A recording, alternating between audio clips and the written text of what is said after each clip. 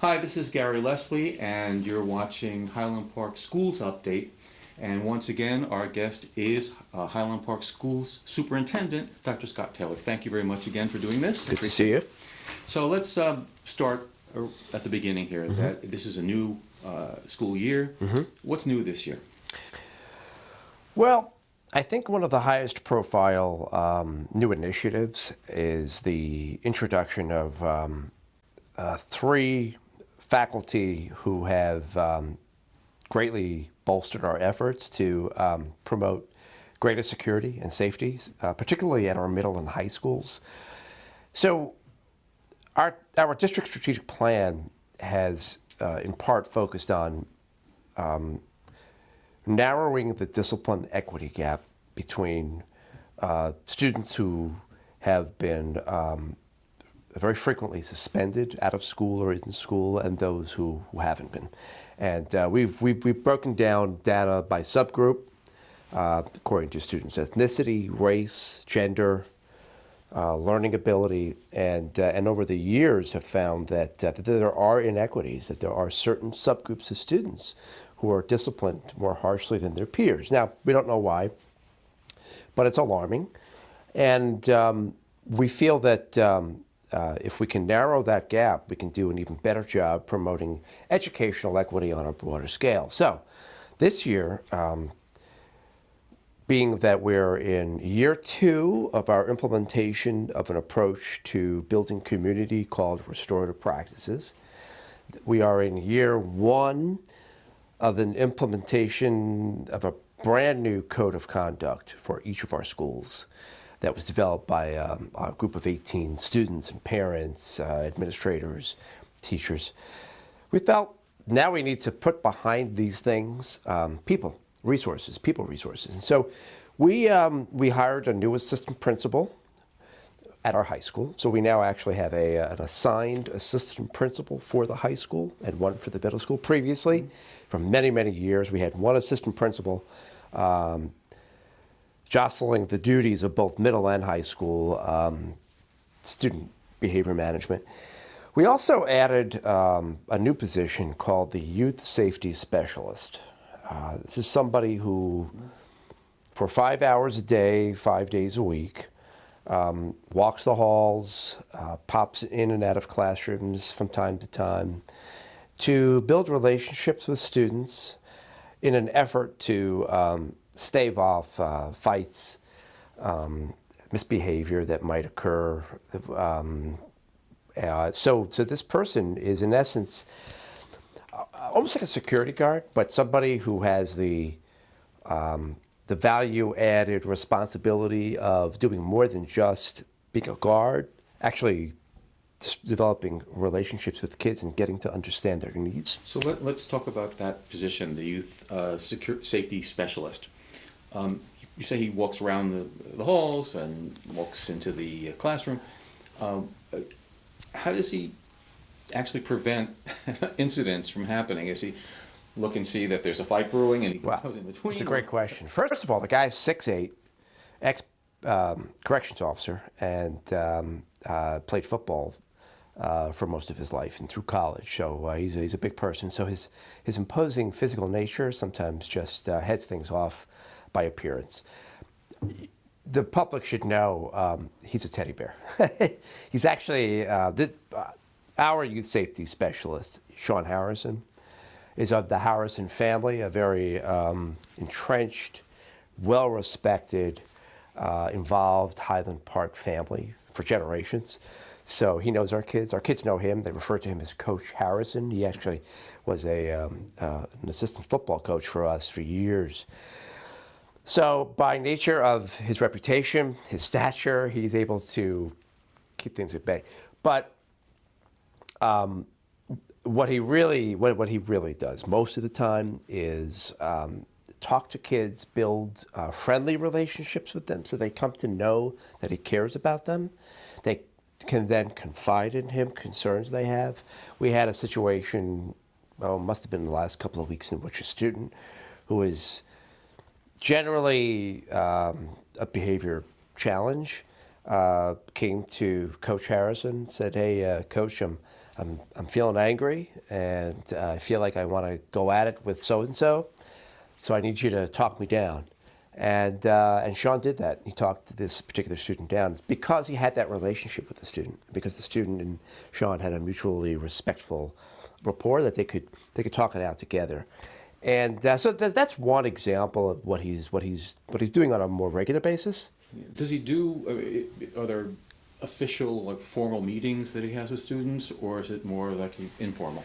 It's more informal unless he's engaged in a reactive circle talk. And I'll talk about that in a couple of minutes. I should add that another one of Shawns' responsibilities, the youth safety specialist responsibilities, is to break up fights, to intercede physically when necessary, so it's not left to our teachers or students to get involved in those things. Look, we don't have fights frequently, but when they occur, we need to be concerned about safety, and to have somebody who has experience using certain restraint protocols and knows how to talk people down. We have him going in there when necessary to intercede physically if needed. When you say restraint protocols, I would guess that includes physically as well. Yeah, and we've also trained him on certain protocols that we use in school for the school environment. So I spoke quickly about reactive circles talks, and I mentioned restorative practices. So while Shawn might sometimes sit in on these special circle talks, which I'll elaborate on in a couple of minutes, he will also from time to time meet with parents and the assistant principal, the principal if necessary. Restorative practices, being in its second year of implementation, called for us to add what we refer to as a Dean of Restorative Practices. And herein is the third staff member who we added to the group this year. A full-time Dean of Restorative Practices, an individual who is solely responsible for facilitating circle talks with students and parents, guardians, teachers, administrators. I'll talk about that in a second. Train teachers how to use restorative practices to mediate disputes, to build community, and also from time to time go in and model circle talks for not only teachers and students, but people from outside who are looking at Highland Park now as being a pioneer in this area. We're actually getting a lot of media attention for this effort because not a lot of schools have put as much resource and energy into this effort, and so I think we're carving out our niche for ourselves. Could you back up just a second, because we've gone over restorative practices before, but could you just go back to the basics of it and describe what it? Absolutely. So. Restorative practices are sets of language, ways we talk with each other, are strategies, are ways of getting people to talk to each other.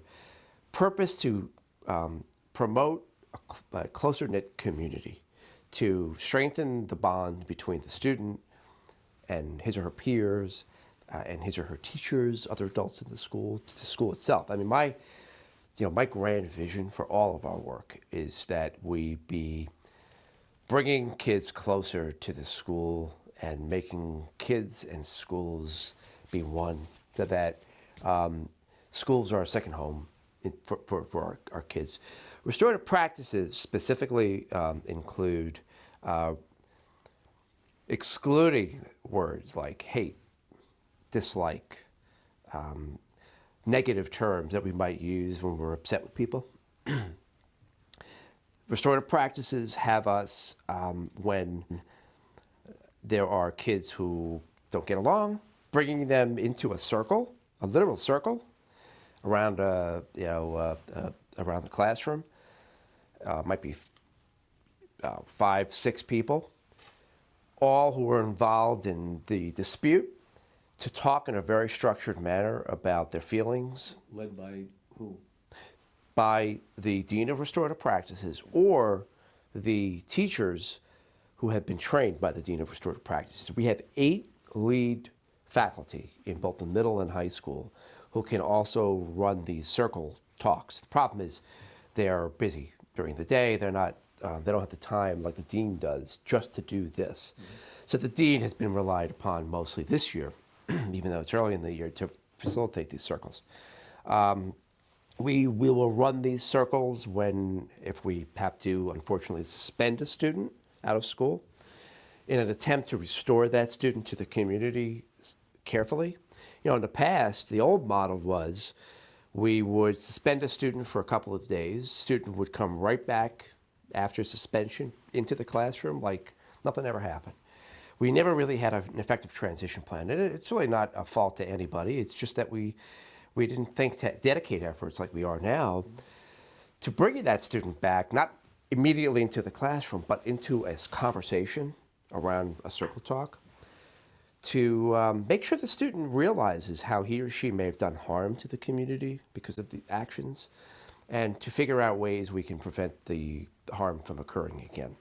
So that's what Restorative Practices is all about. Our dean has an office suite between our middle and high school, and an office in the high school that she uses to run meetings. She might meet with students one-to-one. She might meet with parents or guardians. This person's whole day is dedicated to this effort. I mean, it's really amazing. And by the way, we're seeing tremendous results. Anecdotally, I can tell you that our teachers are saying things feel calmer, they feel safer, they feel easier, they feel lighter. I've heard those terms being used before. So I think among the efforts of the dean, our youth safety specialist, and a newly assigned assistant principal, we've taken safety and security to a whole nother level, and at the same time, I think are doing a much better job strengthening relationships and building community. So that was not what the circle that they were sitting in to talk through, and ease tensions. That is not the reactive circles that you talked about before. They are, and let me clarify. Okay. Reactive circles are facilitated in response to a problem. So it might be a student we suspend out of school we want to bring back into the community, school community. It might be a couple of kids who had a spat that didn't lead to disciplinary action that warranted some reaction so that we could rebuild that relationship. There's another strand to the circle talks, and that's to build community proactively, not reactively. Some of our teachers are actually building these circle talks into their classroom routine. It's very much like what many parents and guardians might be familiar with is happening at Irving and Bartle with the responsive classroom morning meeting. Young kids sit on a carpet at the beginning of the day for 20 minutes, and they have conversations about their day, and the teacher might cue them to say something, talk about something else. They have to greet each other a certain way. It's a great way for them to transition into the day. Well, the restorative practice community building circle talk, the proactive piece, is similar to that, but for the older kids. Oh, okay. So it's the same concept, only it's proactive. Correct. Okay. Now you mentioned, you touched on security and safety. Now, we've had in the past, lockdowns, and it's just a way of life these days, unfortunately, in all schools. Could you tell me, first of all, what your practices are in terms of, what causes a lockdown, what the procedures are, how do you notify the parents? Absolutely. So we have a district safety committee made up of all the stakeholders in the community, including parents, that 2 years ago developed a crisis plan. And the crisis plan is based on models, input from some experts we brought in from outside the Highland Park community, actually dictates when we should either call a lockdown or something we refer to as a shelter in place.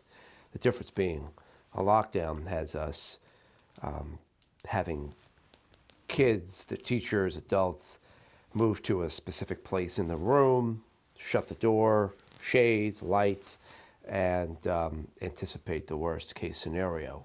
Something, God forbid, is like an active shooter scenario or something along those lines. Shelter in place has people in rooms, classrooms, just keeping together in that area, in that classroom, in that shelter. We don't have them shutting the blinds, the lights. They don't have to. They can continue with their routine. We invoke a shelter in place when we have incidences not as severe as something as a perhaps potential active shooter, but things like when a person might get hurt and we have to call an ambulance and need to clear the halls to be sure the medical response team can come in and take out the student. We just want to keep everything in place in shelters so that we could be sure that we're handling whatever situation we are carefully. So what's the process? When you have to establish a lockdown, first off, who establishes that? Is that you? Is that the principal? Or? So the crisis plan calls for, depending on the scenario, either the building secretary or the administrator, the principal or assistant principal, to call for that lockdown. Teachers don't call them. I don't call them unless I am aware of a situation that will impact all of our school buildings. A scenario that played out in Middlesex Borough not too long ago. There was a convict who escaped and was loose, rampant in that neck of the woods in Middlesex Borough. The police department in town called the superintendent, and she then prompted all of her buildings to lock down just to play safe. Something like that might prompt me to call the lockdown, but 9 times out of 10 it's called by the principal or the building secretary. So just so that I understand, because when people get nervous and people get anxious about just the state of things these days, that a lockdown can be caused just because there's a rumor that somebody may have brought in a gun, or it can. Yeah, it can prompt a lockdown. We're pretty cautious. We err on the side of caution.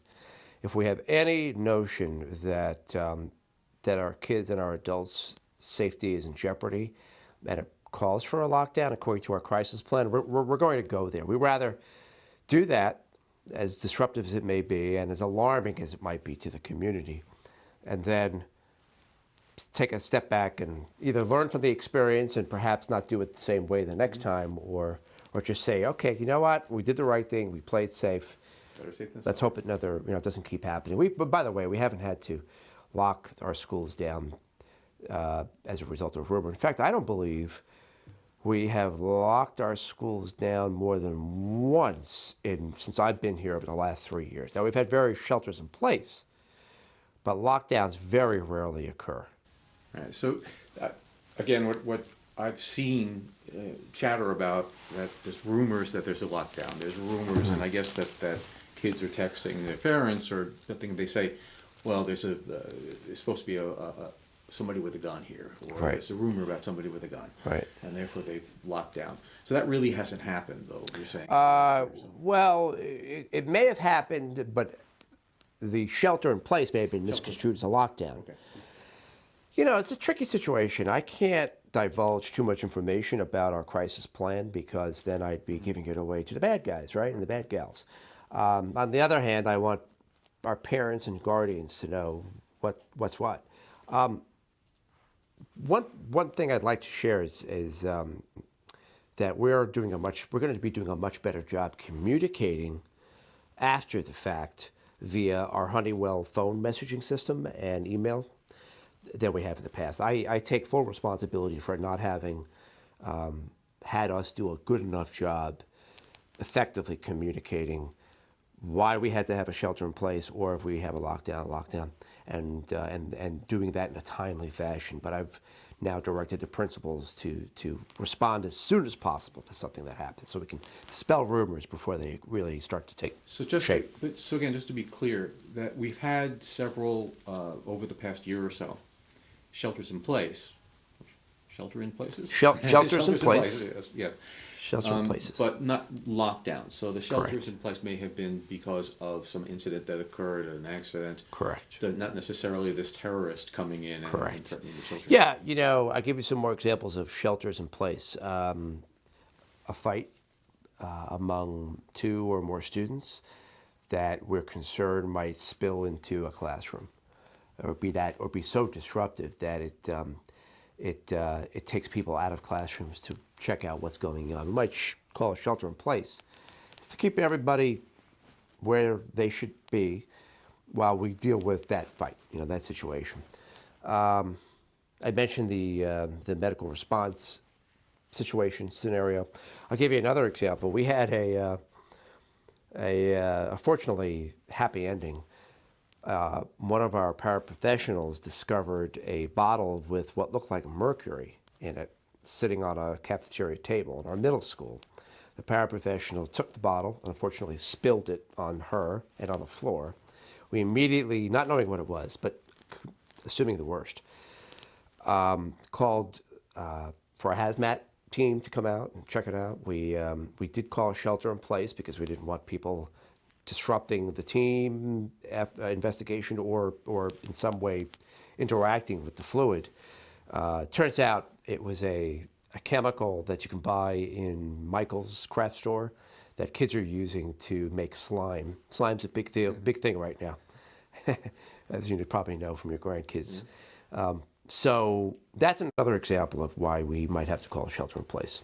Now, you mentioned the communications, that you might send out calls, I guess. And is there anything else that people should be looking, parents should be looking at to say, this is where, if I hear a rumor, this is where I have to go check? Well, look, if our methods of communication are to call, email, and text. So we can do that all in one fell swoop by using our Honeywell instant alert system. And that's what we're going to leverage, as we have been, but in a more effective manner going forward whenever we have a shelter in place and a lockdown. But, if there's a rumor on Facebook seems to be where a lot of rumors start and flourish.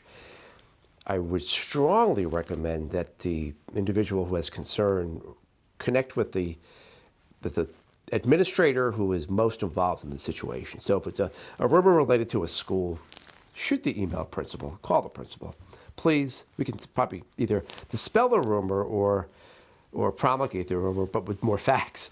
If it's a district level issue, I hear that rumor has it that the district's bankrupt. Can you give us a handle on what the story is with the financial situation? Shoot me an email. My door's open. I think I've proved myself to be very accessible to the community. I continue to take that approach, so I really would welcome people to reach out.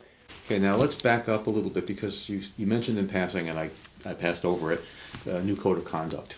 So could you describe what that is? Thanks for taking us full circle. So we knew that if we were going to narrow the discipline equity gap, if we were going to build on our efforts to strengthen community and relationships between kids and their peers, kids and other adults in their schools, we had to alter the way we help students manage their behavior. So I put together what I refer to as a discipline study group of 18 people, middle school students, high school students, parents, members of our board, teachers, administrators, and from time to time, Dr. Ann Gregory, who is a parent in our community and one of the leading experts, she's a professor at Rutgers, leading experts, internationally renowned in the area of discipline equity and restorative practices. How lucky can we get? It's not so much luck, being that so many residents in our community have these expertises. And this group met since May of 2017. So you're going back, 17-something months, I think, to study best practices, to have some really open dialogue about how people treat each other, to disrepair some relationships that we have in our school community. And that led to, in the fall of 2017, the overhaul of our code of conduct for every school. We loosely based our code of conduct on the Syracuse City School District model because that district did a pretty exemplary job of integrating social emotional skill building, restorative practices with accountability, with discipline accountability. So now what we have is a document that we rolled out this year that for every school identifies 4 levels of response that we'll enact depending on the severity of the violation of a particular code in our conduct list. And all of the responses include word for word strategies that we have begun to incorporate to help kids get as they go through maturity. So that means at Irving and Bartle, there's language in our code of conduct about responsive classroom. At Bartle, we have something which I can talk about at our next session called the Social Emotional Decision Making Lab. We talk about that and how that plays into our way of responding to kids' behavior. And at the middle and high school, of course, we talk about restorative practices. So you mentioned like a disciplinary gap, and I take that to mean, because at the beginning of this conversation, you said there's a disciplinary gap. I'm not quite sure what the reasons are for that. Do we suspect that the reasons for that have to do with expectations for particular types of kids, the way that they speak, the way that they act? Is that part of That's the a great question, and there's a great body of research on that question, and I've studied some of it, including Ann Gregory's own work, and there are a combination of things. But look, the predominant theme I take away from the research is Black students, Hispanic students, special education students, and students in a lower socioeconomic category, status category, tend to be looked at through a different lens. And it could be hidden biases that we bring to the table.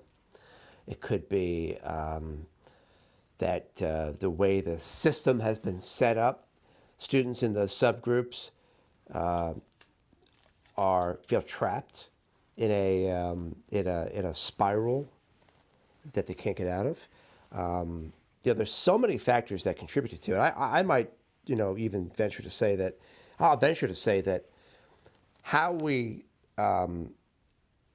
integrate students in those subgroups in our rigorous program, or don't integrate them into our rigorous programs, can influence the way they act and behave and the way we perceive their behaviors. Which is why, by the way, one of our strategic planning goals is to promote mixed ability grouped classes as best we can. And that's a whole other conversation we could have at some point. So there are a lot of factors that play into this, and we're trying to, we're trying to look at them all. So let me we can have that conversation the next session, but the mixed ability sessions, that's not differentiated learning you're talking about? That's called detracking. Okay. Yeah, that's called detracking. Students in this spiral, trapped in this track or this way we think about them or the way we've set them up for failure, have a hard time getting out of that track. And if we don't find ways to challenge them emotionally, socially, and intellectually, they'll just stay in that trap. It's not fair to them. It's not fair to their peers. And it's why we're putting such an emphasis on equity. Mm-hmm. It's really for the good of the entire community, not just the kids, the disenfranchised kids who are being left behind, that we really focus on that. Well, we could be, I guess, following up on that in the next session, because that's one of the most important topics I think that we've talked about. That's been a thread throughout a lot of our conversations over the past couple of years. So that's all I have. Is there anything else that you want to cover? No, I look forward to our next discussion. Well, thank you very, very much again for doing this, and thank you.